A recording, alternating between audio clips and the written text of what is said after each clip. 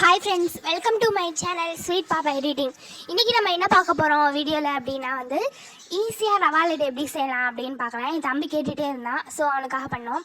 ஒரு கப் தேங்காய் துருவல் எடுத்துகிட்டு அதை கொஞ்சம் பொன்னிறமாக வர வரைக்கும் ஸ்டவ்வில் கொஞ்சம் வறுத்துக்கலாம். வறுத்ததுக்கப்புறம் ரவையை வறுத்த ரவையை மிக்சியில் போட்டு அரைச்சி எடுத்துக்கலாம். அதோடு கொஞ்சமாக ஏலக்காய் தூள் ஆட் பண்ணிக்கலாம். ஆட் பண்ணிவிட்டு அதை அரைச்சிடலாம். நல்லா நைஸாக சாஃப்டாக வர மாதிரி அரைச்சாச்சு. இது ரொம்ப நல்லா சாஃப்டாக இருக்குது. நீங்களும் உங்கள் வீட்டில் இதே மாதிரி ட்ரை பண்ணியிருக்கீங்களான்னு கமெண்டில் சொல்லுங்கள். அதுக்கப்புறம் தேங்காய் நல்லா பொன்னிறமாக வறுத்தாச்சு. இதையும் நம்ம ரவையோடு சேர்த்து ஆட் பண்ணிக்கலாம். அதுக்கப்புறம் ஒரு கப் ஜீனியோட ஒரு கப் தண்ணி ஊற்றிட்டு அதை கம்பி பதம் வர வரைக்கும் நல்லா வறுத்துக்கோங்க. கொஞ்சம் சிம்மில் வச்சே பண்ணுங்கள். கூட வந்துடக்கூடாது, குறையும் வந்துடக்கூடாது. இப்போ கரெக்டாக நம்மளுக்கு கம்மி பதம் வந்துருச்சு. வந்ததுக்கப்புறம் அந்த நெக்ஸ்ட்டு பொடி பண்ணி வச்சுருந்த அந்த ரவை தேங்காய் இதெல்லாம் மிக்ஸ் பண்ணிக்கலாம்.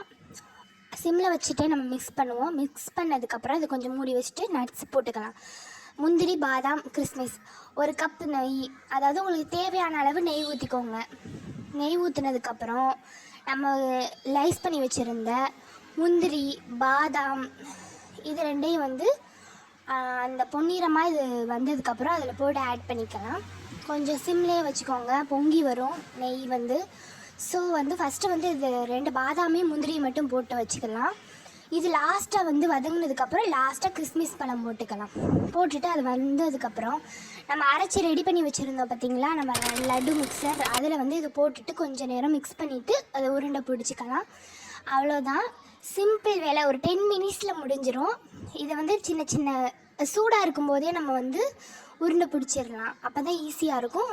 கொஞ்சம் தேவைக்கு காய்ச்சி ஆற வச்ச பால் மிக்ஸ் பண்ணிக்கலாம். அப்படியே மிக்ஸ் பண்ணிட்டா சும்மா டேஸ்ட்டாக இருக்கும். நம்ம இப்போ செய்கிறத விட மறுநாள் காலையில் சாப்பிட்டா தான் ரொம்ப டேஸ்ட்டாக இருக்கும். ஹரிஸ்ட்டு கொடுக்கலாம். உனக்காக ஒன்று ஸ்வீட் பண்ணியிருக்கோம், எப்படி இருக்குன்னு சாப்பிட்டு பார்த்து சொல்லு.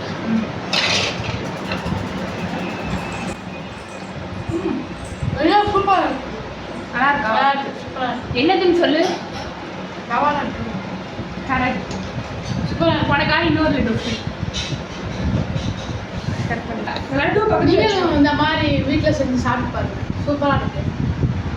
அவ்வளோதான் ஃப்ரெண்ட், இன்றைக்கான வீடியோ முடிஞ்சிருச்சு. தேங்க்யூ ஃபார் வாட்சிங். வீடியோ லைக் பண்ணிவிட்டு சப்ஸ்கிரைப் பண்ணிடுங்க. உங்கள் ஃப்ரெண்ட்ஸ்க்கு ஷேர் பண்ணுங்கள். தேங்க்யூ.